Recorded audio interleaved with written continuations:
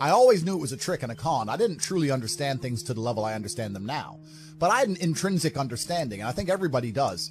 If you're in a gas station and it's 3 in the morning and a Lambo pulls up and a guy gets out of it, you're thinking criminal, drug dealer, gangster. Yeah. You're not thinking, he has a uni degree, because you're not going to think that. So when you see money, people don't even associate the money they see with university.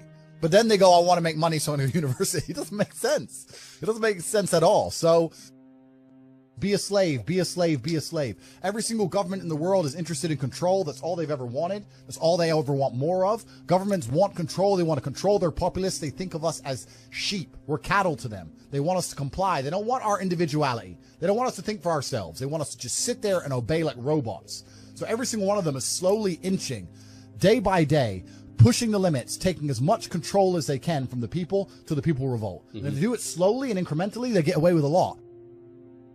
This is beyond money. The people in charge of the world print the money. They don't care about money. They don't care about economies. They don't care about taxes. All these things are brokey considerations. When you print the money, do you think you give a shit if the economy is good or bad? You print the money. You don't care. What you care about is when you click your fingers, do people obey you? When I talk about the Matrix, I'm talking about the systems which have been created by society, which are deliberately designed to enslave. In the movie, the Matrix were used for our body heat, but here in this Matrix, we're used for our efforts and our energies. And you're existing inside of a system which is deliberately rigged to make the rich richer and for the poor to stay poor. Yeah. And you can sit there and get upset about it. You can sit there and cry about it and say the system needs to change, which is what some people do, socialists, XYZ. But I think I know that's a waste of time, right? That's futile. The best thing to do is to understand the rules of the game and find a way to win. So yes, the game is rigged. Yes, the rich are always going to get richer. Yes, the poor are always going to struggle. And that's the way the game is set up. So you still need to find the best move on the chessboard. There's no point sitting there saying, I want to play a different game, because that's never going to happen. Because the people with the money are the people who have the control and they have the power. And why would they have the game set up any other way? Why would they change? One of the largest things that hold people back from wealth is the people around them. Not only because of the mindsets of the people around them, but also trying to find people around you who you can truly actually trust is difficult. I was always close with my brother and he's always been close with me because we are a team, and you need to have a team. And if you have a team, you stand a better chance. It's player versus player out here, man. It's on the street. It's not easy. For every dollar you make, for every pound you took it from someone else. You don't make money, you take money. People don't understand the way that money works. You're not the Federal Reserve. You can't create money from thin air. Every single pound in your bank is money you took from someone else. And when I say take, I don't mean it in a negative way. You might have convinced them to give it to you. You might have a coffee shop. I'll give you a nice coffee. You'll give me some money. Cool. But you still took his money, right? It's the true nature of the universe. You have to learn that you have to take things from other people. And by taking it, I'm not saying go rob a bank. I'm not saying that. I'm saying completely the opposite. You can be a philanthropist. I'm taking money from everyone inside of HU, but I'm changing their lives. It's a good thing. You can take money in a positive way. Most people don't look at life that way. And when you look at life that way, you need to start identifying. One of the things we teach inside of HU is to identify every single time your money is taken from you. So I say this to people. I say, for the next 2 weeks, every time you spend money, even if it's a pound, write down how they got it from you. And they're like, what do you mean? I'm like, all right, cool. You're walking down the street. You're going to Starbucks. You buy a coffee. Why did they take your money? Well, I wanted coffee. Yeah, but how? Okay, you wanted coffee, right? Cool. Did you only want a coffee because you saw Starbucks, or did you want coffee beforehand? Why did you want their coffee and not another coffee? Did you buy a cake as well? Why did you buy a cake?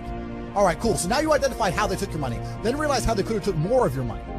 You bought a cake, but you didn't buy a sandwich. Why? The sandwiches weren't on display, or they looked cold, or they looked rubbish. Or the woman who was serving me was old and ugly. Maybe she was a young cutie and talked to me about bologna sandwiches or a ball. Right? So you need to start identifying how your money is taken from you. Because once you identify how your money is taken from you, you can start to actually intelligently think about how you can take money from other people. If I had to open a coffee shop, if I sit in a coffee shop, right? If I sit in Starbucks, the whole time I'm in there, not only am I thinking about how they got the money from me and how much I spent, I'm thinking about how I could outcompete them. I'd sit there and go, okay, cool. I'm in Starbucks. I spent £5.68. I got a latte and I got a donut, and I'm sitting here. And that business place, that commercial property right across the street is available for this. How could I outcompete this coffee shop which just took my money? What's the profit margin on this £5.68? How much did this cost them? The coffee, pennies. Donut, 30p minimum, right? How much is the staff? They pay the staff minimum wage £8 an hour. So I've already paid 30 minutes work for that lady. She's there for another 30 minutes for free, right? How much is the rent? How much is the business rates? If I had to open up there, how would I attract people to come into my shop as opposed to their shop? They got a big brand name. I'm brand new. Okay, well, the bitch working here is ugly. My one's going to be hot. Boom, that's the beginning. Next thing, do they have any signage outside? No, I'm going to try and put some signage outside. Do they have parking? No, I need parking. But you need to start thinking about how you can convince people to give you their money as opposed to giving it to the places they already give it. And once you do that, people say, I can't think of how to make money. If you start doing that for a year and just keep a notepad, you'll have 100 ideas of how to make money. You'll sit there and go, there's a place here that's doing this, and we could do it better this way. This place online is doing this, we can do it better this way. And then to get them all done, what do you need? Network. You need people. It's all about people. I always knew that even when I was fighting, and I was always trying to find a way to make money. Even when I was fighting, all I did was try different ways to make money. I tried a million things, and that's what you have to do. You have to try a bunch of things and learn a bunch of lessons until you finally find something that works. The problem is, as well, it's difficult because the way that humans work and the way that we've evolved as a species is that we don't really learn lessons unless they're learned the hard way. Yeah. I believe that unless a lesson is taught the hard way, you're not going to learn it. You can have so many near misses and people won't learn their lesson. Bro, you must know a guy who goes out there, nearly crashes his car, nearly crashes his car, nearly crashes his car, doesn't slow his ass down until he wrecks it. Yeah. Like, this is how people are, right? So you need that pain for the lesson to sting enough to really genuinely go inside of your mind. And it's the same with everything. It's the same with driving a car or business. Truthfully, if you want to learn a lesson about business, you're going to have to suffer at some point, right? So we always say that most people are not successful with their first companies, X, Y, Z, blah, blah, blah. I get that. The truth is there's a lot of people who make a lot of money with their first company, but they just spunk it, act an idiot, and it all blows up in their face. And that's how you get the discipline on your fourth company, that when you have $3 million in the bank, you just leave it there. You know, and don't be done with it. So you need to go through some pain. You need to experience some negative things. You need to have to a degree some trauma to really even learn any lessons. So yeah, business studies, you're right. The book, that's not going to teach you anything about business. You need to get out there on the streets. You need to make mistakes. You need to suffer. You need to have the tax man knocking at your door. You got to deal with all that stuff so that you make sure it doesn't happen again. I really think that humans are stupid enough to only learn the hard way. That's kind of how it works. I am absolutely and utterly a believer in hard work. I'm a proponent of hard work. I have all this money and all I do is work. My entire life is work. This podcast is work. I'm getting in the car and going to another meeting. Work.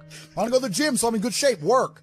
It's all work. My entire life is work. And people don't want to look at life that way. They want to talk about work-life balance and being lazy and all this crap. I don't believe in any of that. I believe in, if you want to win, you have to outcompete the man who's prepared to do nothing but work. It's player versus player. If you're going to sit there and go, I don't want to work more than an hour a day, well, the guy who does want to work more than an hour a day is going to beat you. And no matter how smart you are, there's always a smart dude who's doing the same smart work you are for more hours than you're doing it. You don't notice if you're talented at something until all the hard work's done. Yep. I could be the most talented tennis player in the world, but I don't play tennis. So if I go down the tennis court, Joe Schmo is going to smoke me. I don't get to see my talent until I've worked so hard that I'm in the top 1%, and now I'm beating them because I have some God-given gift. Yeah. You understand? Yeah. You have to do the hard work first. If there's no hard work, there's no smart work. So someone's going to sit there and go, I work smart, I don't work hard, so I only have to work an hour a day. If working smart gets you a lot done in an hour a day, then you should work smart for 12 hours a day and get 12 times the work done. The traditional path to wealth is terrible advice. They'll go to university, get a degree, get a job, blah, blah, blah. That's terrible advice. We already know that. We talked about that. I think follow your passion is also a terrible piece of advice. Yeah. Yeah.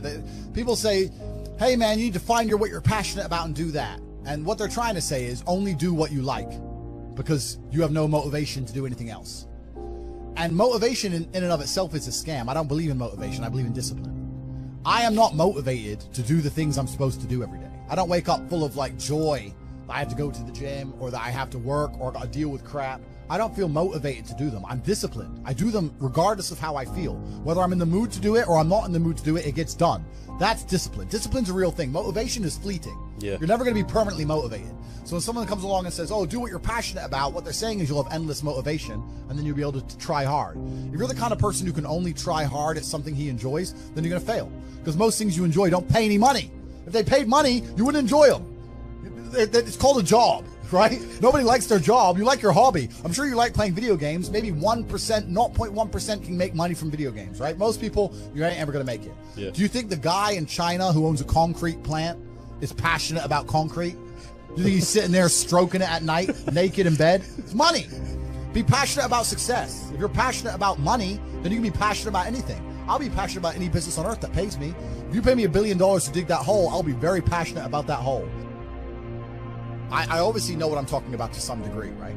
So if Mike Tyson walks in here and tells you he's going to teach you how to box and says you can't fight, you're a pussy, if that upsets you, then you can't learn, right? It's Mike Tyson. Just shut up and listen. If someone richer than me comes along and says, Andrew, you don't know shit, you're a dumbass and you're a brokey, I'm going to sit there and go, okay, maybe I am a brokey, Elon. Tell me something, right? I'll listen. But if you're going to sit there and go, don't call me names and then I not listen, you're never going to get anywhere, right? You don't become the master unless you're very, very good at being a student. And I've always been very, very good at knowing when to shut up. A lot of people with no money are really, really arrogant. I know a lot of broke people who are very arrogant. And their arrogance is a shield for their laziness. People will shield laziness with anything. No one wants to admit they're lazy. So they'll shield it with disbelief. Ah, that's a scam. Or, I don't work hard, I work smart. Bollocks, more cover.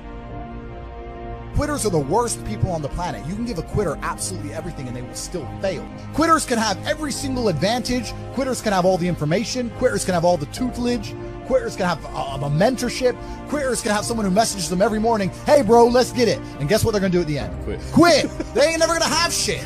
So if you're a quitter, I don't even want you even inside my organization. I don't want quitters anywhere near me because you're never going to be successful, right? You need the people who don't quit. I don't quit. Every single facet of my life is testament to the fact that I don't quit. When people see my plane in the sky, you can say whatever you want about me. You can call me arrogant. You can call me anything you want, but you cannot call me a quitter. I didn't quit. So that's the difference. When it was hard, I did it anyway. That's who I've always been. And if you don't have that kind of tenacity, you're never going to be anything. So, look, everyone loves passive money, right? I make money as I sleep. I get it. You need to de-link your time to your money because if you're only working for money, you run out of time, you can't make enough money. I understand all those principles. My point is, if you have no money and you're coming to me saying, I want to make passive income, why are you not making active income? Get up off your ass and work first. Because there's no such thing as completely, truly 100% passive. You're going to have to check on it. You have to maintain it. You're going to have to find a new tenant for that property. You're going to have to make sure that DeFi crypto farm you're in doesn't go to zero. It's not a rug pull. Yeah. You're always going to have to keep an eye on it, right? But the idea that people with no money are already so concerned with making money without work is amazing to me. You should be worried about active income. If you show me, if I'm a brokey, and you show me how to make $1,000 an hour, I don't sit there and go, okay, but how can I make that passive? I go, cool, I'm making $18,000 a day because I'm going to work. Dude, you don't need to worry about passive income until you have no more time. I look at passive income because I have 18 hours a day I work. When all 18 of those hours are done and my workload still isn't finished, I have to find a way to make some of those income streams passive, either via staff or whatever else. Yep. And that's how I work smart. I use all of my time, and when all my time is done, now I have to become more efficient so that I can get more done within the same time frame. To sit there and say, I don't want to use my time, so I want passive income, is dumb shit. The 16-year-old making 45 grand a month, if he was to sit to me and go, I don't want to make the TikToks, I want someone else to do it, make it passive, that he wouldn't be making any money. He's just working. You have to just work. At some point, you have to bite the bullet and just work. So when someone comes to me talking about passive income and they're a brokey, I'm like, you are just lazy. You are lazy. You'll never get anywhere. Lazy people never get anywhere in life, doesn't matter what it is. Doesn't matter if it's tennis or money. If you're lazy, you're never going to get there. To the normies, to the brokies, they're not ready to listen to it. Yeah. The Matrix, they say in the movie, people who are still dependent on the system will fight to defend the system. There are people who I will sit there and say to them, look, your university degree is a scam. They lied to you. I will show you how to make money. And their reply will be, no, I went to a good university. They are desperate. No, that degree means something. You work in Greg's, G. Doesn't mean, and shut up. They won't accept it, right? So certain people are not ready for the truth. People who are ready for the truth seek it and they find it.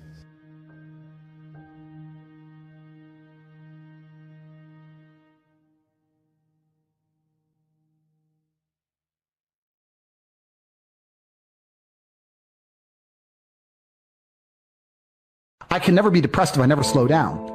Speed is extremely important. Speed defies gravity. How does a plane fly through the air and defy gravity? Speed. It's moving too fast to fall. If you're always attacking life, if you're always doing things, if you're always making more money, if you're always traveling the world, doing this, doing that, new car, here, there, new podcast, reading James English, boom, boom, boom. You know, if you're always doing things all the time, unhappiness can't catch you. But I also know that speed is a fantastic way to be happy all the time. I'm always looking forward to something. I wake up every day excited. I'll go do this today. I'll go do this today. I'll go do this today. And I very much live my life in a frame of, no, I have to do this. It's very much I get to do this. There's another thing that a lot of people make a mistake with when I talk to them, like, I have to go to work today. Change your language. I get to go to work today. Imagine you had no job. It'd be worse, right? Because otherwise you wouldn't be working. So you get to go to work. I have to fix the car. At least you have a car. You get to fix your car. Most people don't got one. I have to go get the kids. You get to go get the kids because you have these beautiful children who love you. You understand? People's, even their own language is wrong. The world can be framed. Maybe I'm completely crazy. Maybe I'm full of shit, like you said. Maybe I am. But the frames I've installed in my mind are all beneficial to me. So if that makes me crazy and full of shit, good. Because I can't become depressed. So you can sit there and tell me I'm full of shit while you're depressed, and I'm happy. And I would never want to adopt the thinking of a depressed person. People will shield laziness with anything. No one wants to admit they're lazy. So they'll shield it with disbelief. That's a scam. Or, I don't work hard, I work smart. Bollocks. More cover. For just anything it takes to say, I don't want to work. Do you believe in that? Work smart or not harder? I believe in both. Yeah. But there's a time when it comes to work smart. And most people are trying to do the smart work before they do the hard work. It's kind of like talent, right? You don't notice if you're talented at something until all the hard work's done. Yep. I could be the most talented tennis player in the world, but I don't play tennis. So if I go down the tennis court, Joe Schmo's going to smoke me. I don't get to see my talent until I've worked so hard that I'm in the top 1%, and now I'm beating them because I have some God-given gift. Yeah. You understand? Yeah. You have to do the hard work first. If there's no hard work, there's no smart work. So someone's going to sit there and go, I work smart, I don't work hard, so I only have to work an hour a day. If working smart gets you a lot done in an hour a day, then you should work smart for 12 hours a day and get 12 times the work done. I am absolutely and utterly a believer in hard work. I'm a proponent of hard work. I have all this money and all I do is work. My entire life is work. This podcast is work. I'm getting in the car and going to another meeting, work. I want to go to the gym so I'm in good shape, work. It's all work. My entire life is work. And people don't want to look at life that way. They want to talk about work-life balance and being lazy and all this crap. I don't believe in any of that. I believe in, if you want to win, you have to outcompete the man who's prepared to do nothing but work. It's player versus player. If you're going to sit there and go, I don't want to work more than an hour a day, well, the guy who does want to work more than an hour a day is going to beat you. And no matter how smart you are, there's always a smart dude who's doing the same smart work you are for more hours than you're doing it. That's just the nature of the game. The way that humans work and the way that we've evolved as a species is that we don't really learn lessons unless they're learned the hard way. Yeah. I believe that unless a lesson is taught the hard way, you're not going to learn it. You can have so many near misses and people won't learn their lesson. Bro, you must know a guy who goes out there, nearly crashes his car, doesn't slow his ass down until he wrecks it. Yeah. Like, this is just how people are, right? So you need that pain for the lesson to sting enough to really genuinely go inside of your mind. And it's the same with everything. It's the same with driving a car or business. Truthfully, if you want to learn a lesson about business, you're going to have to suffer at some point, right? So we always say that most people are not successful with their first companies, X, Y, Z, blah, blah, blah. I get that. The truth is, there's a lot of people who make a lot of money with their first company, but they just spunk it, act an idiot, and it all blows up in their face. And that's how you get the discipline on your fourth company, that when you have $3 million in the bank, you just leave it there. You know, and don't be done with it. So you need to go through some pain. You need to experience some negative things. You need to have to a degree some trauma to really even learn any lessons. So yeah, business studies, you're right. The book, that's not going to teach you anything about business. You need to get out there on the streets. You need to make mistakes. You need to suffer. You need to have the tax man knocking at your door. You got to deal with all that stuff so that you make sure it doesn't happen again. I really think that humans are stupid enough to only learn the hard way. And life really doesn't have to be that complicated. When you see somebody that has something you want, you just got to try and work out how they got it. Yeah. And that's the missing part. Most people see people with things they want, and they don't do the second half. They don't try and work out how they got that thing. Oh, my man has a Ferrari. Okay. I wish I had a Ferrari. Okay. They don't sit there and go for an hour, how did he get a Ferrari? It doesn't cross that part is the part they don't want to do, right? They just go, oh, he has a Ferrari, wish I had a Ferrari, and they go back to TV. Yeah. And that's why they lose. It's player versus player out here, man. It's on the street. It's not easy. For every dollar you make, for every pound you take, you took it from someone else. You don't make money, you take money. People don't understand the way that money works. You're not the Federal Reserve. You can't create money from thin air. Every single pound in your bank is money you took from someone else. And when I say take, I don't mean it in a negative way. You might have convinced them to give it to you. You might have a coffee shop. I'll give you a nice coffee. You'll give me some money. Cool. But you still took his money, right? So if you're out here trying to take stuff from other people, don't you want to have a team? You want to do it by yourself? You want to be Rambo? Because if you get two of you doing it. You get two of you. That's right. So the whole idea of this lone soldier, this Rambo, I'll do it all by myself, that's all dead, bro. You need to have a team. It's player versus player. And for the same reason, if you were out here on the street and you want to defend yourself, you want your boys around you. It's the same thing with trying to get rich. You're laughing with your boys. Yeah. The brokey days are great. And I'm not complaining about being rich. Obviously, I worked hard for this, and it's a fantastic life I live now. But I think without those brokey days, without those original days to compare it to, without that juxtaposition, then I don't think being rich would be fun at all. I think it's only fun because you can compare it to the days when you weren't rich. That's the only thing that makes it fun. The only thing that makes a $10,000 steak fun is that you can laugh saying how you never had 10 grand in your bank till you were 27 years old. Yeah. Like otherwise it's boring. Otherwise okay, steak. And I think if you're born with too much money, that you'll never truly be happy. I think you need the brokey days. They're the best days. They're the best days. You meet somebody wealthy, their family at one point was not wealthy. And then the one shows up. One person changes the family tree forever. In my family, I'm the one. And it wasn't because I wanted it or I hoped for it. I fought for it. I want to fight for my family. I want my mom and dad proud of me. I want me proud of me. I want to look in the mirror and be happy with the man I look back at. That he gave it everything, that he went for it. That's what I want for you. I want you to be happy with you, not cool. I've seen all kinds of cool guys my whole career. Cool guys go broke. They have a good 2 or 3 years. Players who implement strategies that get focused and intense, they win decades. You got to win year after year after year. I'm almost 50 years old, man. I've got a loaded calendar. I'm after it. I'm not casual. I want to win. You hear me? Wake up! You want to win? You want to be a millionaire? You got to quit being so casual. You walk slow. You implement things slow. You talk a good game like you're going to be somebody. Business is a sport. It's competitive. You got to get focused and get in a hurry. Wake up, brother. If you make a couple of these adjustments, man, you could change your life. You can change your family forever. It's not casual. You can change the chapters in the book of your life if you want to. You're the author. It might be year 2, 3, 4 before you get your big win, but you could decide now, I'm going to walk, talk, and be a different person. You're the lead character in the story of your life. But too many of you let what I call the extras of life dictate where you're going. Y'all hear me? Here's the truth. Most people's dreams can be bought. With enough failure, they will sell their children's dreams. They can't still fight. With a little success or a whole bunch of failure, most people will sell their will to win. Some of you have sold it because you're making a little bit of money. You don't work like you did when you were making nothing.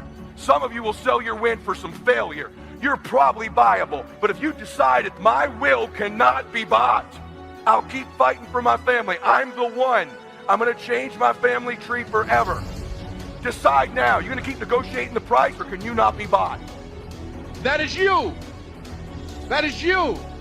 That no one can do it for you but you. You must understand that. I remember I was playing a game with my 9-year-old son, John Leslie, and I beat him 10 straight games in a game called Connect 4. And I got up. I said, I'm ready to go to sleep now. John Leslie said, no, you can't go now, Dad. I said, why? He said, it's not over until I win. We sat down and we played several other games. And finally, John Leslie won, and he got up and he yawned. And he said, I'm ready to go to sleep now. What if all of us took that attitude after we face a rejection and a no, or we have a meeting and no one shows up? What if we have that kind of attitude? The car's repossessed. Nobody believes in you, but you're still looking at your dream. Say to yourself, it's not over until I win. It's possible. I can live my dream. It's me. I've got to make it happen. It's not over until I win. As you run toward your dream, it's necessary that you have goals, that you write those goals down, that you plan. It's also necessary that you look for ways to always find a way to pull it out when everybody else thinks that you are defeated. But the next thing, ladies and gentlemen, I want to share with you that some of you already know that it's hard. It was hard when just over 3 years ago, and I fell on some hard times, and I was sleeping in my office. It was hard coming into the lobby, and the security said, "Can we see you for a moment?" And he gave me an envelope. And the envelope was from management that said, "This is an office tower. Do not sleep in your office." And it was hard coming through the lobby. And sometimes they would laugh. There's a guy talking about becoming successful. He's bathing in the bathroom upstairs.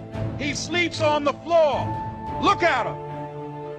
It was hard, ladies and gentlemen, coming to speak to people. I was behind on my bills and my dreams, and I'm saying to them, you can live your dream. It was hard, ladies and gentlemen. There were times that I doubted myself. I said, God, why is this happening to me? I'm not trying to steal or rob from anybody. Why did this have to happen to me? And here's what I want to say to you. Don't give up on your dream. No one could have convinced me by holding on, by continuing to push forward, that one day I would have my own talk show from Liberty City, an abandoned building on a floor, never knowing my mother or father. It's a long shot. No college training, labeled educable, mentally retarded, but I kept running toward my dream. Don't stop. Don't stop running toward your dream. There are moments when you're going to doubt yourself. There are rough times that are going to come, but they have not come to stay. They have come to pass. It's very important for you to believe that you are the one. Begin to envision yourselves as being blessed and highly favored to reach your goals. That you can make your parents proud. You can touch millions of people's lives, and the world will never be the same again because you came this way. That's why you're here, because you are the one. It's not going to be easy. It was hard laying on the floor, looking out of the window, daydreaming, saying, Les, can you do this? Can you make this happen? And something said within me, you're the one. You're the one.